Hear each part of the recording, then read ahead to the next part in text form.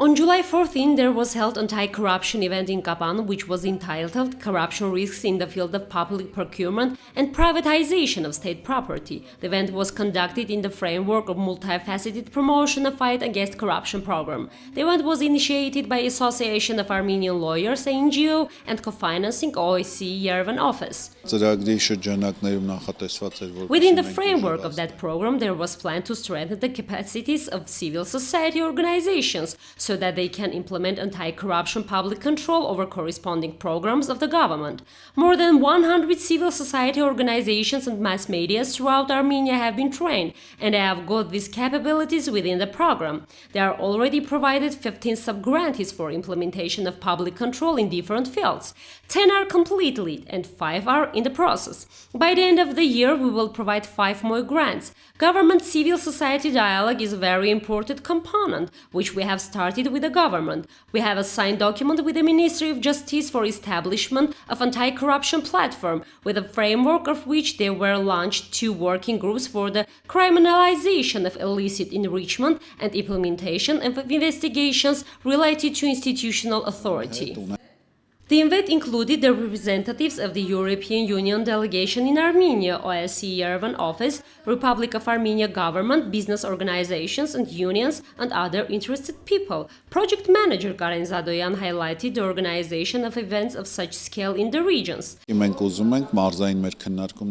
want to give national importance to our regional discussions. We saw that we also have representatives from various ministries, including the Ministry of Finance. Business associations of national importance came to Yerevan and participated in that, as well as representatives of local civil society, business, state agencies, and local governments. We believe that it's productive and it's not obligatory that all Republican events take place in Yerevan. We must organize it in regions too. The event began with welcoming remarks. The speakers were Kapan community head Ashot Hayrapetyan and Syunik Deputy Governor Vartan Davtyan, who welcomed and highlighted the initiative. I would like to highlight the belief once again that the Syunik regional authorities attach great importance to all efforts aimed to the elimination of corruption, which is an evil. At the present, corruption is the main prerequisite for prevention of our economy progress. I'm sure that by collective use of all the skills, abilities of all society stakeholders, we can alleviate or eradicate this evil.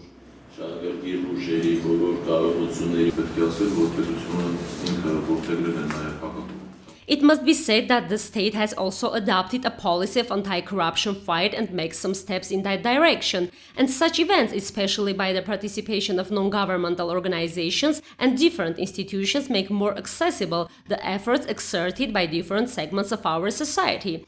And at the same time, I think it's addressed to increase of legal awareness of people. Perhaps we should mention in the position of the community and problems on these issues which are present in the community. The community in its turn is trying to be more transparent and open. At the same time, it tries to approach to the cost of state funding in our own community budget with responsibility.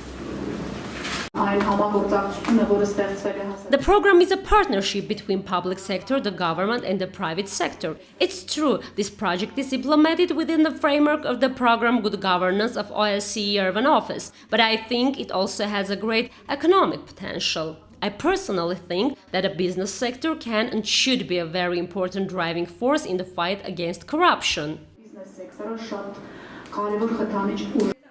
The event is based on 2 key themes: the privatization of state property and dangers present in the processes of property become an interest, as well as corruption risks present in the field of public procurement and reforms fulfilled for reduction of it. We have a clearly defined list or have a rough idea what kind of structures cannot be privatized. Look, it's stipulated by Republic of Armenia law on privatization of state property that some procedures for some buildings, constructions having state historical value are a little bit different. It's for the government when it decides that they must be realized. It should be also indicated that after realization they must be used for their own purposes. But here too, I believe that there are corruption risks, because for such important historical cultural buildings, the realization should be at least by law and not just by governmental decision.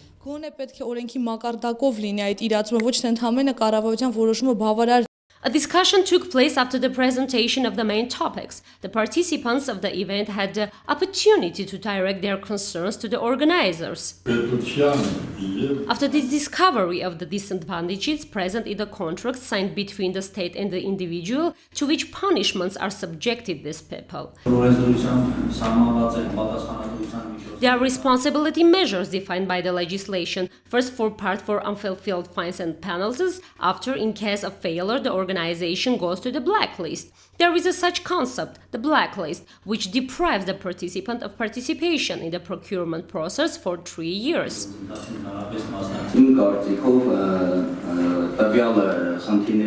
I think what concerns these problems when the organization benefits for implementation of some operations in the field of public procurement and doesn't implement it or fulfill is incomplete. And if concrete work depends on such fields which are targeted, for example, if the organization has to build an apartment building where in the future people will live, of course, in case of defective work, the results can be irreversible or severe. I think in addition to the mentioned points, there should also be done some changes and conduct criminal liability in respect of these organizations.